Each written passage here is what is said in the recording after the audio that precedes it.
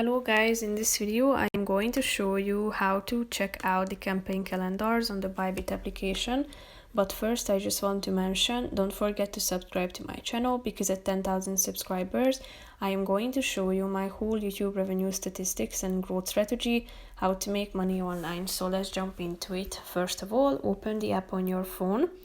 Tap on the home button down below, then click on the profile icon in the upper left corner, then tap on my rewards at the top, click on campaign calendar, and here you should choose a date on this calendar that you can slide to the right side, go back in time by sliding to the left side, and here you can find popular campaigns and the what's happening today section. You can check out these information about a certain campaign or a certain program.